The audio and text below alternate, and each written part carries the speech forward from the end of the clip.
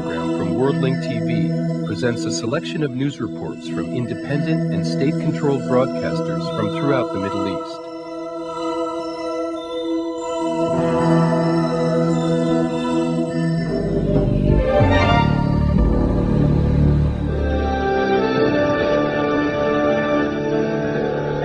Peace be upon you. This is the news in brief. An explosion occurred in a tunnel in central Baghdad, wounding several people. Witnesses said that a suspicious bag detonated inside the tunnel, destroying a taxi car and injuring its driver. U.S. forces were attacked during a patrol in Iraq. They continued their search and arrest campaigns in northern Baghdad, backed by warplanes and helicopters. 4 U.S. soldiers were injured in a missile attack on a military convoy in Iraq, and U.S. forces warn all Iraqis to comply with the deadline and surrender their weapons, or face a year in prison and a financial penalty. Inspectors of the UN International Atomic Energy Agency end their work today at the Tuwaifa nuclear plant in southern Baghdad. The inspectors are waiting to leave Iraq and travel to Vienna in the coming days. After meeting with an Egyptian envoy in Gaza, Palestinian factions say that they failed to reach a ceasefire agreement between the Palestinians and the Israelis. Now to our correspondent in Gaza, Hazem Badaru. The discussions led by the Egyptian delegation during the past 2 days with national and Islamic leaders did not achieve its goals of reaching a ceasefire agreement with the Israeli side. However, they are willing to negotiate a ceasefire agreement to end military campaigns inside Israel if Israel halts its aggression against the Palestinian people. Tehran says that discussions with the United States are not possible now. Through the Swiss embassy, it conveyed strong protests to the United States, denouncing it for meddling in the internal affairs of the Islamic Republic of Iran. This is the end of the news in brief.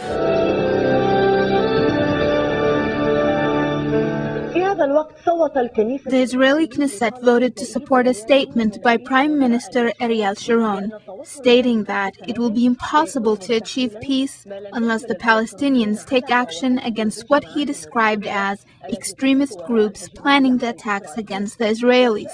The vote was passed by 57 votes to 42 in favor of Sharon in an unbinding decision. These results reflect the Knesset's members' representation of their parties. Israel's Prime Minister Ariel Sharon eliminated the possibility of a peaceful resolution to the conflict with the Palestinians in light of what he called terrorism. From his podium in the Israeli Knesset, Sharon gave his political statement on the roadmap, reiterating that Israel will not make any political sacrifices in light of Palestinian terrorism. Sharon received the support of 57 Knesset members, while 42 members opposed during voting on this statement.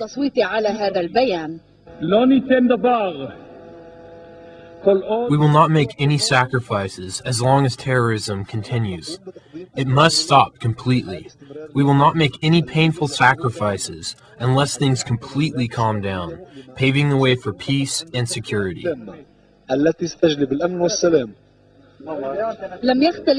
Sharon's statement at the Israeli Knesset was similar to the statement he gave in front of the Likud parliamentary group, reiterating that Israel will continue to fight Palestinian terrorism as long as the Palestinian Authority does not do so, asserting that the recent U.S. pressures on the Palestinian Authority has led to an agreement to combat terrorism, thus receiving approval from his extremist ministers. We already made it clear that if Mahmoud Abbas and Mohammed Dalan are fully prepared to stop the terrorism coming out of northern Gaza, then we will gladly withdraw from there. But he must combat terrorism, so we won't have to. Israel will not sacrifice its right to security, especially in light of the world's understanding of what Sharon described as Israel's security requirements. So what will be the path of the current peace efforts? And what is the fate of the peace process? The current Arab or even American efforts for the Palestinian and Israeli peace process don't seem to be promising, since Ariel Sharon's government is not showing any flexibility regarding its extreme security measures. and he insists on fighting the Palestinians under the pretext of Palestinian terrorism, with a desire to combat it from its roots, meanwhile refusing any truce between Abu Mazen's government and the Palestinian opposition factions, starting with Hamas. Tens of thousands of Palestinians held a massive funeral procession for the victims of a recent Israeli attack, killing an official in the Al-Qassam brigades, Yasser Taha, his wife, and his daughter. The procession was held amid vows to retaliate and to continue with the martyrdom operations. In a very humble home in one of the narrow streets of Jabalia refugee camp resides the family of martyr Islam al-Jara, who was killed along with her husband and her infant daughter, Athnan, during the Israeli missile attack. A general feeling of sorrow filled the area, and tears of grief and sadness were shed over the death of the loved ones. The martyr's mother was not even able to talk. However, the women in attendance expressed their anger towards Abu Mazen's government and towards Israel. God gave her to us and took her away. God rest her soul. He gave her to us and now he's taking her back. I'm sending an appeal to all the sleeping Arab forces. Every day, hundreds of thousands of us die. Every drop of our blood hurts hundreds of thousands of people. If God is willing, Hamas will wipe them off the face of the earth. No Jew or their allies will remain. Thousands of Palestinians walked in the funeral procession for the two martyrs following the Friday prayers, amid angry cries, vows to retaliate, and demands for a quick response to the occupation's crimes. If God is willing, the resistance will increase its attacks, be more aggressive, but the most important thing is that the Palestinians remain patient. In the Bruges refugee camp in central Gaza, away from his wife and daughter, was a funeral procession for Yasser Taha, a member of the Qassam Brigade, Hamas's military wing. It was a massive procession with tens of thousands of people marching, preceded by resistance activists and armed men. Due to Israeli occupation, this family lived an unstable life, and now they are being separated in their death. The daily massacre of the Palestinians, civilians in particular, increases public anger against Abu Mazen's government, supporting the position of the Palestinian factions who want to continue with the resistance. Azam Badaro, Abu Dhabi TV, Jabalia refugee camp.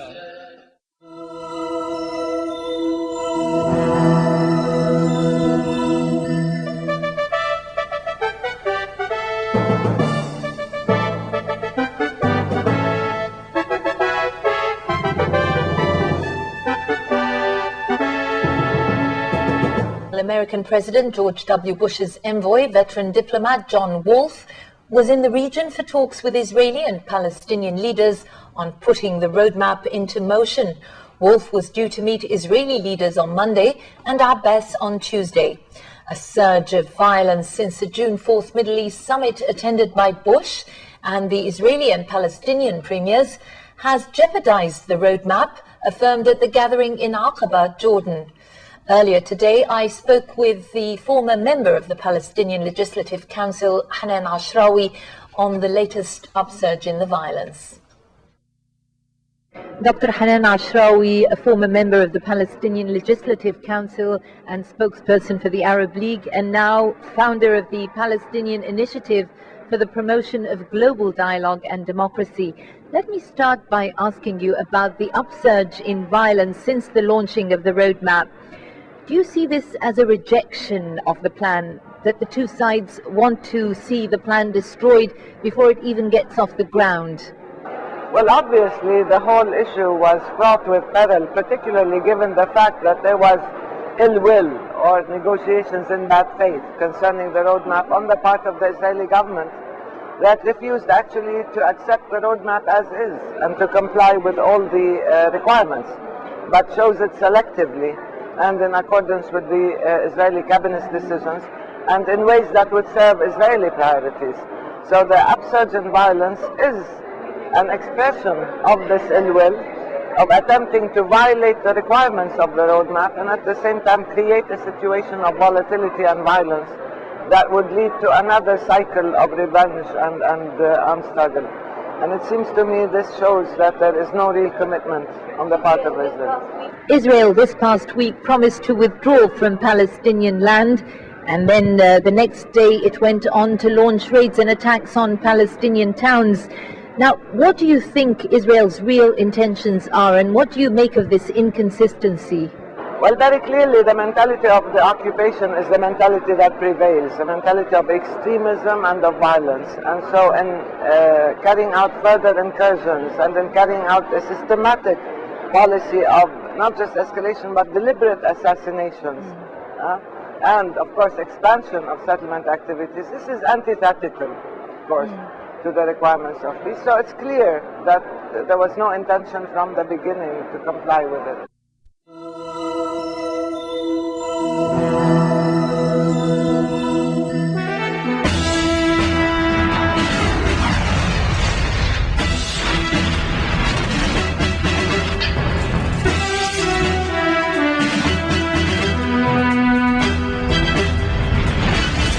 Participants at Palestinian factions meeting with an Egyptian delegation in Gaza made no breakthrough on proposals for a ceasefire with Israel, but Palestinian national dialogue over the issue is expected to continue as Palestinian Prime Minister Mahmoud Abbas is slated to arrive in Gaza later Monday. Following the meeting with the 13 main Palestinian factions, the participants at Hamas and Jihad reiterated their willingness to stop operations inside the 1948 occupied Palestinian territories only if the Israeli occupation army halted its incursions and targeted killings. For his part, the Secretary General of the mainstream Fatah group in the Gaza Strip, Ahmed Hillis, said, "We confirm that resistance was the right of the people." He added, "We also discussed ending some types of resistance on one condition, that Israel stops its aggression, its assassinations, releases prisoners and lifts the siege on our people and on our leadership." Of reviving dialogue among the various Palestinian factions and the aim of reaching a ceasefire between the Palestinians and the Israelis, Palestinian-Egyptian talks are proceeding Monday. The Egyptian delegation to the Palestinian territories, headed by General Mustafa al-Buhairi, an aide to Egyptian intelligence chief Omar Suleiman, was holding a round table with all the main Palestinian factions Monday, after talks with Hamas and the Islamic Jihad and Fatah movement, each separately, Sunday and early Monday. Monday's extended consultations included all 13 organizations in the National and Islamic Forces, an umbrella group for all the main Palestinian factions. We are going to discuss all the issue inside the Palestinian sides, also inside Hamas, and last we have to decide. Is Hamas will sit the dialogue with Abu Mazen? If he invited us, we have to discuss it. We have no objection to meet anybody. We don't have a deadline for an answer for the Egyptian proposal. We will discuss it among ourselves and other groups inside and outside. Then we will come up with a position and inform the Egyptians with an answer. We have no reservations to meet the Palestinian Prime Minister Abu Mazen. We are ready to meet any Palestinian leader. Jihad's statement came after a meeting with the Egyptian delegation which ended on Monday. Hamas, following earlier private talks, said it would consider carefully and seriously the Egyptian ideas, suggestions and proposals, while in the same breath it reserves the right to resist the Israeli occupation. Sheikh Ahmad Yassin of Hamas stressed that his group had not agreed to a ceasefire and that the talks with the Egyptian delegation tackled means of investing resistance. We told them that the roadmap and the summit in Sharm el-Sheikh and Aqaba wasn't fulfilling the aspiration of the Palestinians. They offered and suggested some ideas for supporting Palestinian cause. We promised to discuss these and study these offers, and we agreed to continue dialogue among them, and we will give our decision later on. Thank you. Meanwhile, Palestinian Prime Minister Mahmoud Abbas is expected in the Gaza Strip on Monday for talks with all the factions, and Information Minister Nabil Amr said Sunday he was sure the meetings would yield results. He said preliminary contacts with the groups had produced encouraging messages. As U.S. forces in Iraq launched a new operation against pockets of resistance, the dangers they still face were illustrated by two incidents near Balad, to the north of Baghdad. In the first, a U.S. military convoy was attacked on Sunday night, and vehicles were set alight, and a number of U.S. servicemen injured. In the second incident, a military truck was set ablaze after apparently being hit by a rocket-propelled grenade. U.S. occupation forces have likely failed to curb Iraqi resistance operations after launching two massive military operations against what they called pro-Saddam Hussein members. A new Iraqi resistance operation against a U.S. military convoy in the town of Balad, some 90 kilometers north of Baghdad, took place on Sunday and left several casualties among occupation troops, as well as a destroyed truck after apparently being hit by a rocket-propelled grenade. This came after angry locals said U.S. troops had ransacked houses and assaulted residents, stolen money and gold, even destroyed house furniture during the ongoing Operation Desert Scorpion that started early Sunday in Fallujah. Iraqis earlier warned that such acts would only serve to fuel hostility towards the U.S. occupiers. U.S. forces called last week's U.S. military operation Peninsula Strike over and launched another operation dubbed Desert Scorpion. During the previous operation, U.S. occupation forces killed some 113 Iraqis and wounded scores of others, some seriously.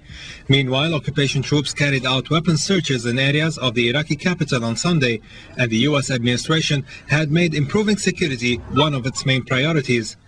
Under new rules, Iraqis are allowed to keep weapons up to and including AK-47s at their homes and business for protection. They are not allowed to keep other weapons, some of which are grenades and rocket-propelled grenades. In the meantime, the pressure was still on Britain and the United States to account for the lack of any proof of alleged Iraqi weapons of mass destruction, the main reason behind the US-led invasion and occupation of Iraq. A proposed investigation by the U.S. Senate into a discrepancy between pre-war U.S. intelligence reports on Iraq's alleged weapons programs and the post-war reality was rejected earlier this week by U.S. President George W. Bush's majority in the upper house. A Democratic Senator, Dianne Feinstein, pressed on a probe, saying if a fresh review of intelligence reports of classified information proves to have been manipulated, then the Oversight Committee should know about it, and that there should be an initial closed session followed by a decision about holding some public hearings. Meanwhile, members of the International Atomic Energy Agency team in Iraq continued their work at the Tuwaitha nuclear facility on Sunday. The inspectors are attempting to assess how much material was looted from the site and locate any alleged radioactive material.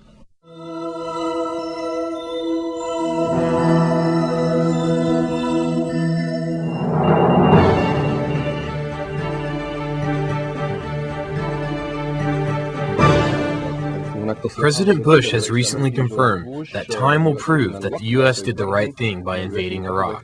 On the ground, the coalition forces acknowledged that their campaign to collect weapons from Iraqis has not been successful.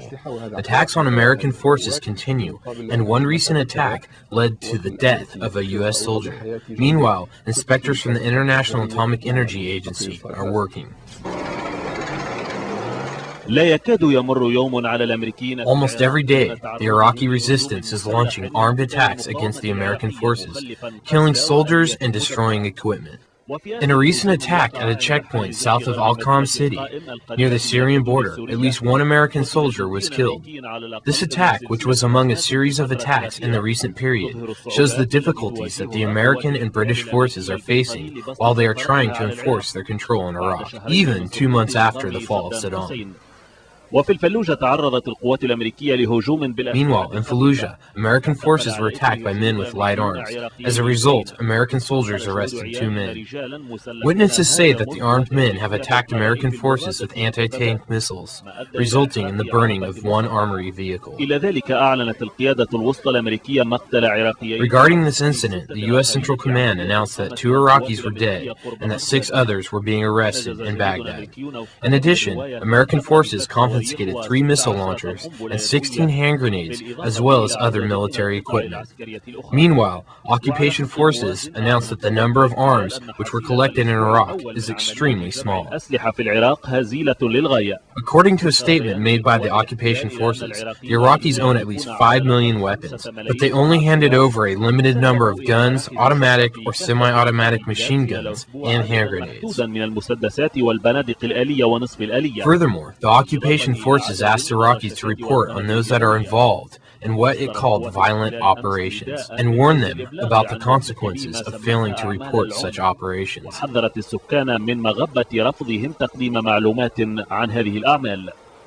Iraqis are not expected to give up their arms easily, especially during the absence of law and order, as Iraqis need these weapons to protect themselves. Recently, Iraqi anger against the occupation forces has increased in the wake of an incident reported in a local newspaper in Baghdad. The newspaper confirmed that 18 American soldiers kidnapped 2 young Iraqi girls and raped them, killing one of the girls. Meanwhile, the International Atomic Energy Agency's team continued inspecting a possible leak from the Tuwaitha nuclear research facility and evaluated the possible risks on the local population. People living in adjacent villages are afraid that their communities were poisoned by nuclear waste, adding another problem to the list of problems they have experienced in the wake of the war, including the lack of food and medicine. The villagers feel that their lives are being threatened. They also worry that the water has been contaminated, considering the fact that their children are beginning to show the symptoms of illness. Mr.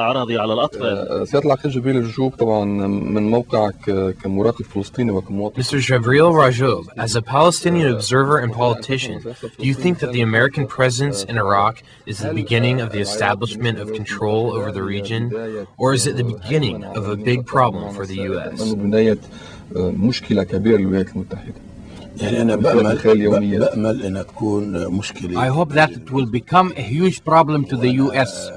I think that everybody who has allegiance to the Arab nation is better off since Baghdad fell quickly.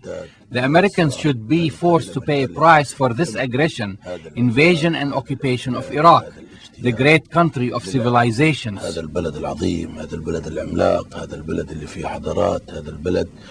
Truly, Iraq acted as a safety valve for the entire Arab nation with its army, capabilities, economy, and the positions it took, which stemmed from its loyalty to the Arab nation.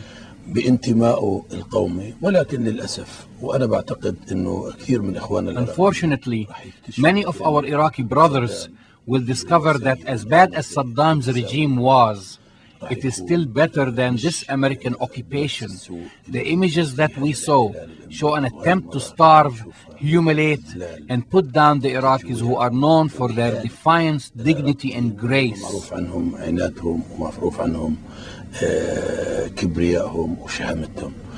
As a Palestinian, do you worry about the absence of the Iraqi political and moral support to the Palestinian plight after the collapse of the Iraqi regime? Of course, what happened in Iraq is only a blow to the Palestinian plight, but it was a blow to the Arab nationalism. It really was a blow to Arab nationalism. The US wants to change the region by controlling Arab oil. The United States is taking advantage of this unipolar era to change the world in a way that fits their interests for the next 50 years. Iraq was a thorn in the US side and its plans for colonization. I hope that the Arabs will have a national awakening, especially after the United Nations has given legitimacy to the United States occupation of Iraq. There are no weapons of mass destruction, and their claim of liberating the Iraqi people is not true. They came to exploit the region by controlling its resources and wealth. Yes, Saddam was a bad man. Personally, I was not a fan of the Iraqi regime. Truly, I used to get hurt when I learned about what was going on in Iraq. Saddam even victimized the Palestinians more than once. He used Abu Nidal and others against us and our leaders. There is a big difference between Arab regimes and the US democratic system. In the US, there is a system for electing officials and there is freedom of speech. Thus, the United States' motive behind invading Iraq Iraq is to control all of the Middle East. Arabs need to have a national awakening. Saddam made mistakes and committed crimes. No one denies that. At one point, Sheikh Zayed bin Sultan Al Nahyan, the ruler of the United Arab Emirates, introduced a proposition that could have been a good solution for the Arabs and the Iraqis. But Saddam was defiant. The Arabs should have accepted the proposition because Sheikh Zayed had good intentions. I think that anybody with any thinking ability could have predicted this result. If the Arabs took a united position in support of Sheikh Zayed's proposition, then they would have been in better position today, regardless of what the Americans did. If the Arabs were united in saying that Saddam should be moved out, then they would have been in charge of moving him out. But all the Arab leaders were afraid of Saddam and of the possible negative reactions from their populations. Thus, no one had the courage to discuss this proposition, which could have been a positive Arab solution. Nonetheless, the great Iraqi people should not be starved and humiliated. An American administration should not be in a position to dismantle the Iraqi army. We should not accept that. I think what happened in Iraq can happen in all Arab countries if they do not take a united position against what is happening there. They should stress that the US forces must leave Iraq quickly and bring order to Iraq according to an Arab vision and thorough Arab representation.